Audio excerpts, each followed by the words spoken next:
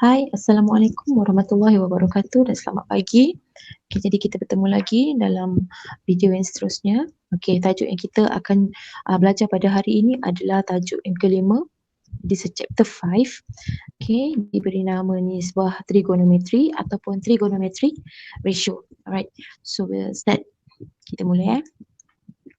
Okay, objektif pembelajaran untuk tajuk ini adalah untuk kamu mengenal pasti sisi bertentangan dan sisi bersebelahan. Alright, bila sebut tajuk trigonometri, segitiga yang terlibat adalah segitiga bersudut tegak. Okay, when we are talking about trigonometric ratio, okay, the only triangle that will involve in this topic is right angle triangle. So, it is important for you to know the name of each side. Setiap sisi tu ada nama dia, kita kena tahu. Maksudnya adalah untuk menentu sahkan hubungan antara sudut tirus dan nisbah. Pernah tak terfikir macam mana cara untuk mengukur ketinggian bangunan? Okay, macam mana cara dia yang paling senang sekali? Okay, banyak cara sebenarnya kan, tapi salah satunya bila kamu dah belajar tajuk trigonometri, okay, kan kita akan tahu bahawa sebenarnya kalau kita nak tahu ketinggian sesuatu, kita perlu tahu jarak.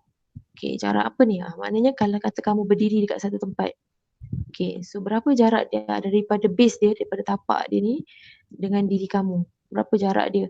Lepas tu, kita tahu je sudut. Cukup je dua tu. Cukup awak tahu sudut dongak dengan jarak.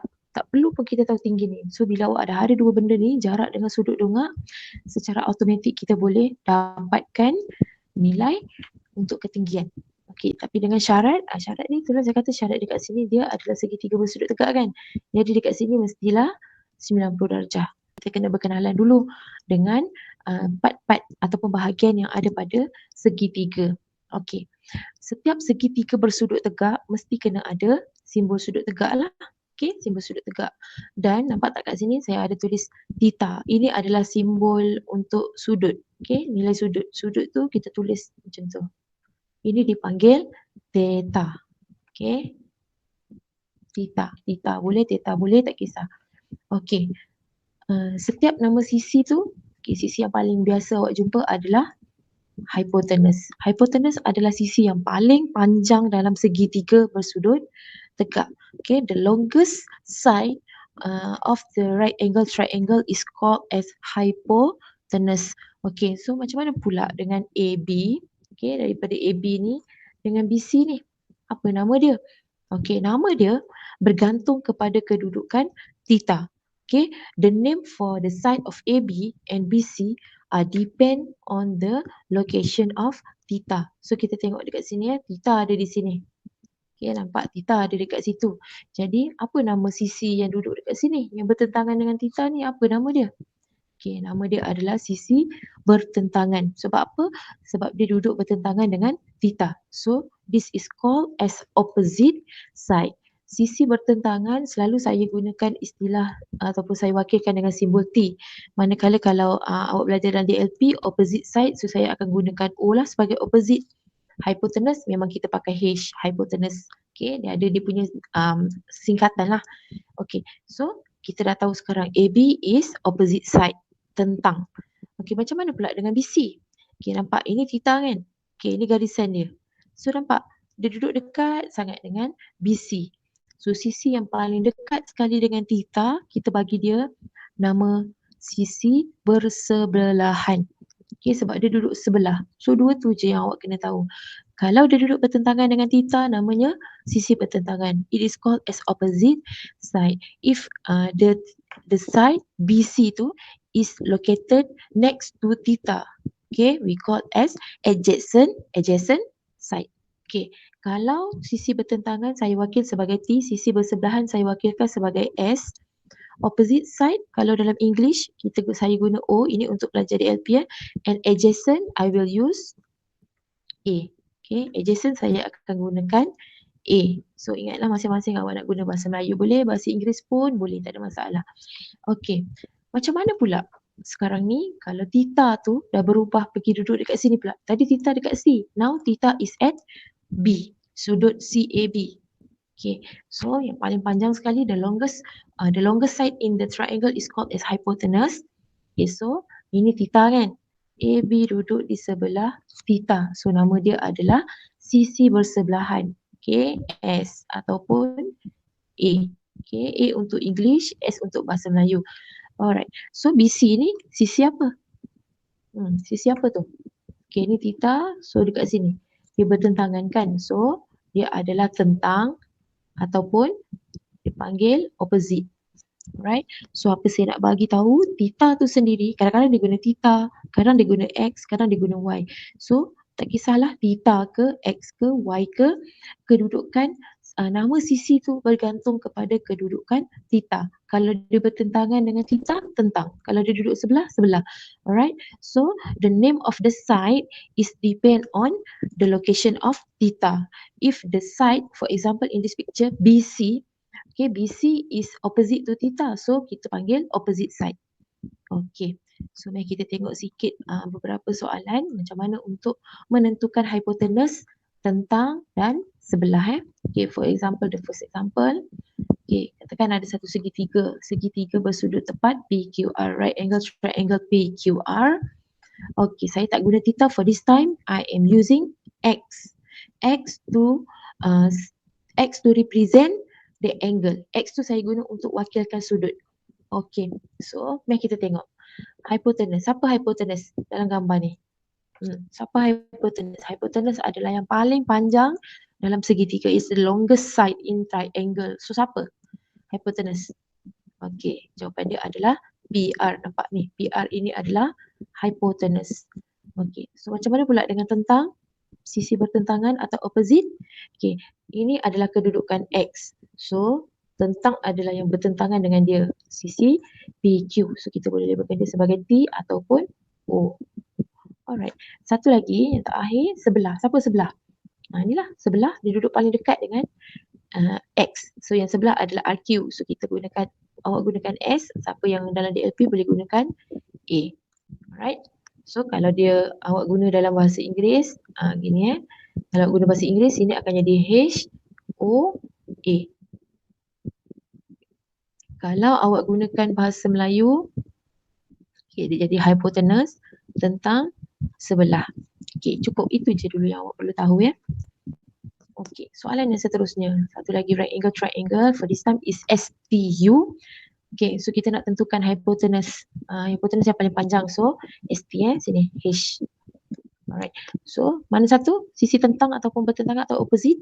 Opposite is TU. Nampak ni, ni theta ni. Ni theta awak kat sini. So, dekat sini adalah dia punya tentang. Okay, sini adalah sebelah. So, kalau sini T ataupun O T atau O, sini S atau A, adjacent. Right? So, the answer is SU. Okay, so saya rasa dah faham boleh ikut. Seterusnya saya nak buat perkaitan nisbah di antara setiap sisi. Yang ni memang sangat penting bila awak belajar trigonometri. Inilah dia tujuan dia awak belajar. Okay. So first kali, ingat gambar segitiga bersudut tegak tu. Lepas tu awak kena betul-betul pastikan dekat mana kedudukan theta dia. Okay. So yang first kali yang awak akan tahu adalah sin. Sin theta. Okay. Sin theta. Apa formula untuk sin theta? Sin adalah tentang bahagi hypotenuse. Okay, sisi bertentangan bahagi hypotenuse. Untuk cos pula, cos theta adalah sisi bersebelahan ataupun S bahagi dengan hypotenuse. Dan yang terakhir sekali adalah namanya tangent. Sin adalah sinus, cos cosinus, dan tan adalah tangent. Okay, tangent formula dia adalah tentang bahagi sebelah. Okay, macam susah nak ingat kan? Okay, tak apa. Ni, saya daripada dulu masa belajar lagi memang saya gunakan apa ni, dipanggil apa ni? Benda ni lah singkatan dia ni kan. Okay, so macam mana saya nak ingat? Saya buat macam ni. Saya tak hafal. Ini bahasa Melayu Saya bagi tahu ni bahasa Melayu dulu. Sekejap lagi saya cerita untuk DLP pula. Okay, saya tak hafal. Kalau saya hafal, tentu tak susah. Okay, saya adalah untuk sin theta. Tak, T tu tentang, H tu hypotenuse.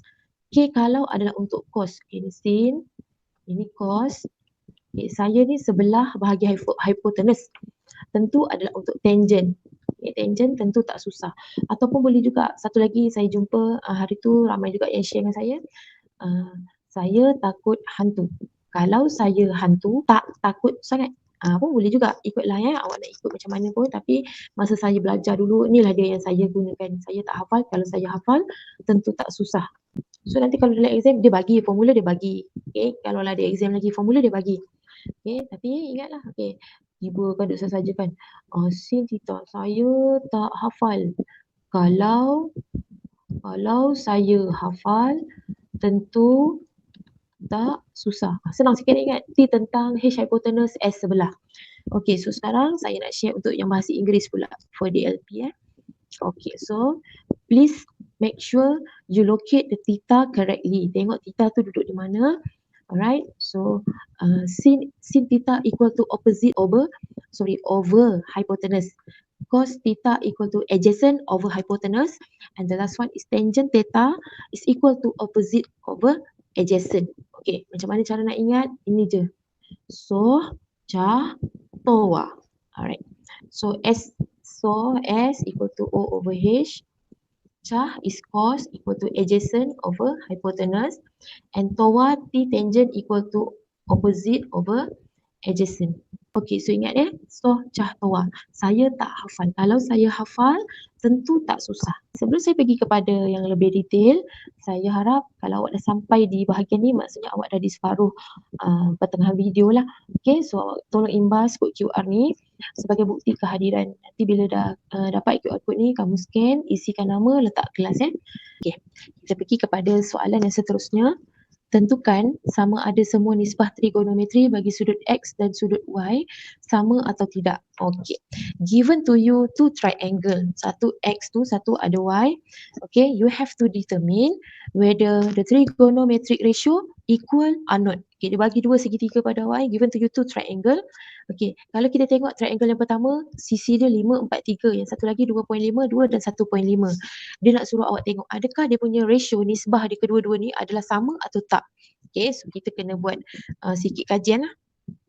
Okay, kita tengok Okay, nak buat dia senang je. First kali adalah kita cari sin, cos dengan tangent. But before that, kita kena tahu. Okay, kita kena tahu yang who is H, siapa H, siapa tentang, siapa sebelah. Okay, ataupun siapa H, siapa opposite, siapa adjacent.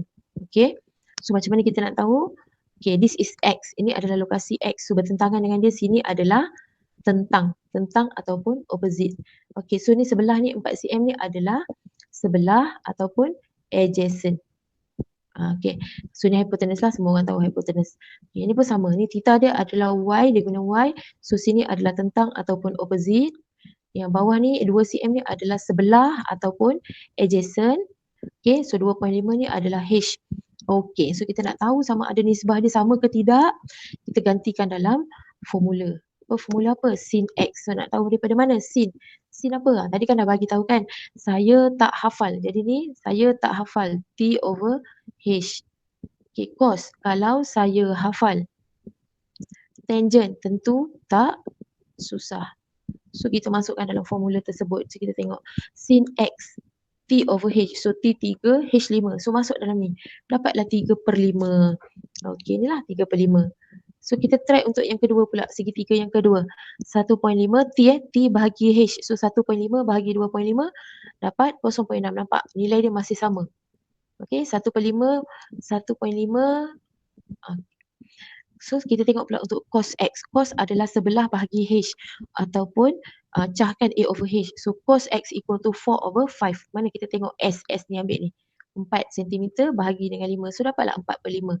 So macam mana pula untuk cos Y? Nampak bila kita bahagikan cos dapat 2 bahagi 2.5. So dapat sama perpuluhan. Okay, so kita dah nampak macam sama ni. Dua-dua ni mempunyai nilai sudut yang sama. Cuma sisi yang berlainan panjangnya. Okay, tangent pula adalah T bahagi S, tentang bahagi sebelah ataupun O divided by A. Okay, so tangent X equal to 3 over 4 ni. 3 over 4. So sama. Kalau kita tengok kat sini semua sama. Okay, so 0.6 sama, 0.8 equal, so 0.75 pun equal. So what conclusion that can we make? Okay, so kita boleh katakan bahawa nisbah X dan Y adalah sama sebab panjang sisi dia berkadaran. Okay, so ratio of X and Y are equal because the corresponding sides are proportional. Okay, satu lagi contoh yang seterusnya. Okay, contoh yang ni. Okay, Nampak? Dia ada dua segitiga given to you two triangle and then determine whether the ratio are equal or not. Tentukan sama ada nisbah dia sama atau tidak. Cara yang sama kita gunakan tapi awak kena tentukan dulu siapa akan jadi O, siapa akan jadi A. Di sini hypotenuse. Oh, confirm lah kan hypotenuse kan sebab dia duduk bertentangan dengan sudut tegak. Okay, so X. Okay, so dekat sini adalah tentang ataupun opposite. Okay, ini pun sama, tentang ataupun opposite. Sebab apa? Sebab dia duduk bertentangan dengan sudut ni, Y ni nampak duduk kat sini, bertentangan. Okay. Kalau dia duduk sebelah-sebelah macam ni, namanya adalah sebelah huruf S ataupun A, adjacent. Okay, ini pun sama. 4 cm ni adalah S ataupun A, adjacent. So kita buat sin cos tangent, lepas tu kita buat masukkan dalam formula. Okay, sin. Sin saya tak hafal. Okay, tadi saya dah guna untuk bahasa Melayu. So contoh ni saya guna bahasa Inggeris SOH. S-O-H. So O divided by H Okay, O divided by H. O divided by H. Okay, cos. So cah. A divided by H. Okay, tangent is so cah toa. So O over A. Okay, so tadi sini cos. Masukkan saja gantikan. So nampak S bahagi H 12/15. Okay, so kita tahu nampak ratio dia adalah sama kan. Sini sama 0.6, 0.8, sini 0.75 sama. Jadi dia punya panjang sisi nisbah dia semua adalah berkadaran. So untuk video part yang pertama saya berhenti sampai sini dulu. Okay, apa yang penting adalah kamu tahu kedudukan ataupun nama-nama sisi tu sebenarnya adalah bergantung kepada kedudukan theta ataupun X ataupun Y. So kalau yang saya ulang balik semula Okay, saya bagi satu segitiga conteng je lah Okay, ini theta. Katalah ni theta, saya wakil sebagai X. Okay, ini adalah sudut tegak. Sudut tegak bertentangan dengan sudut tegak ini kita panggil sebagai hypotenuse. Bertentangan dengan sudut X itu adalah tentang ataupun O, opposite. Manakala duduk di sebelah X tu, sit next to X itu adalah adjacent ataupun dipanggil sebelah huruf S. Okay, so itu benda yang penting awak perlu tahu. Okay, dalam video yang kedua nanti saya akan ajar macam mana cara untuk mencari sin X, cos X dan tangent X. So sampai sini dulu. Sekian. Assalamualaikum warahmatullahi wabarakatuh and goodbye.